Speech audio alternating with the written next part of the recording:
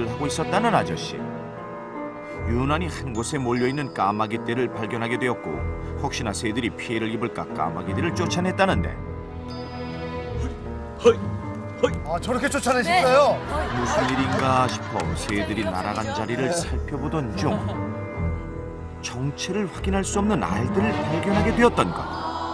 하지만 안타깝게도 하나는 까마귀들의 공격으로 깨진 상태였다.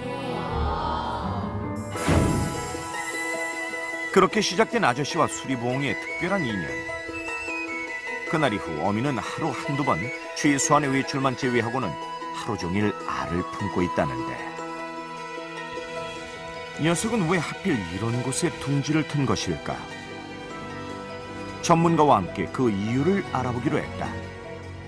지금 여기서 봐서는 우리가 보기에는 저게 그냥 평지에서 이어진 절벽이니까 별게 아니지만 그 수리부엉이가 보기에는 저 바닥에서의 높이가 높기 때문에 아하, 그러니까 전문가의 말씀은 농장 안에서 보면 평지와 다름없는 위치지만 밑에서 보면 반대편에서 확인해보면 절벽과 다름없는 모양과 높이, 그중에서도 가장 높은 곳이라는 것. 안전할 거라고 생각하군요. 그렇다면 알을 품는 어미 수리부엉이가 굳이 이런 장소를 택한 이유는 무엇일까? 약 7, 8m 정도 되는 그 깎아진다 절벽이 있거든요. 옹벽이 천적으로부터 보호해 주길 바라고 또 시야 확보도 가능하고 또 먹이 활동하는 데 중요한 위치를 제공하는 그 물리적인 구조를 갖고 있기 때문에 하지만 위치야 그렇다 쳐도 수리부엉이는 소리와 움직임에 민감한 맹금류. 하루 종일 끊이지 않는 새들의 울음소리와 사람들의 왕래가 잦은 조류 농장의 특성상 알을 품기에 좋은 환경은 아닐 듯 싶은데 산란터, 부화 장소로 선택할 때까지 이 사장님, 여기 집 주인으로 계신 분이 어떻게 움직이는지를 끊임없이 보고 여기를 선택한 거예요. 그러니까 여기 계신 분들은 형태, 또 목소리, 그다음에 먹이를 주는 시간, 또 이제 하는 습성들을 대충 봐왔기 때문에 그거에 대해서 크게 거부감 안 가실 겁니다. 오랜 시간 탐색과 관찰을 통해 어미가 신중히 선택한 장소라는 것. 하지만 수리부엉이의 등장에 농장 안 새들은 그야말로 마른 하늘의 날벼락. 저 굉장히 세요. 애들이 여기 올라가서 차요. 그러면 이제 여기서 이기는 게 없으면은 날로 와서 밤에 채 가는 거지. 근데 이제 목만 따. 이 등치가 크니까. 평소에도 천적의 피해를 입었다는 아저씨. 지금도 농장 곳곳에는 그 흔적들이 고스란히 남아 있었는데 탁 채갔나 봐.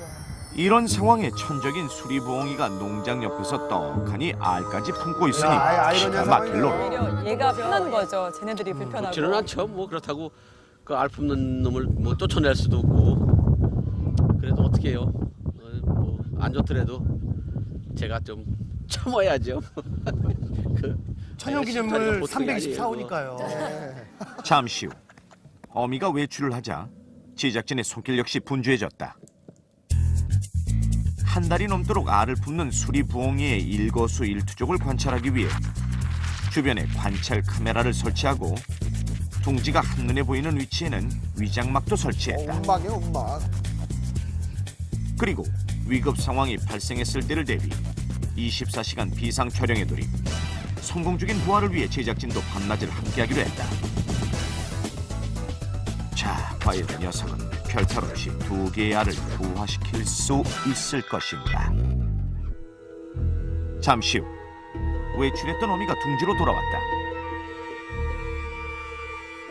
뭔가 달라진 주변 상황에 잠시 머뭇거리는가 싶었지만 이내 둥지 안으로 들어서는데 주변에 대한 경계를 늦추지 않으면서도 우선 알의 상태부터 꼼꼼히 확인하고는 흩어진 알들을 한 곳으로 모아 커다랗게 부풀린 몸으로 이내 다시 알을 품기 시작했다. 그렇게 무서워요. 그러니까 속의 공간을 여기서 잠깐 넓히려고. 한 번 짝을 맺으면 평생을 함께한다는 수리부엉이. 그런데 왜 이곳에서는 수컷의 모습이 보이지 않는 것일까? 평생 함께해요? 순놈이 이렇게 망을 우리는 잘 보거든. 보이지 않는 위장이 가능한 곳 또는 이제 멀리 먹을 것이 부족할 경우 멀리까지 이동을 해서 사냥을 하기 때문에 보통 관찰자들이 수컷을 만나는 경우는 쉽지 않아요. 좀처럼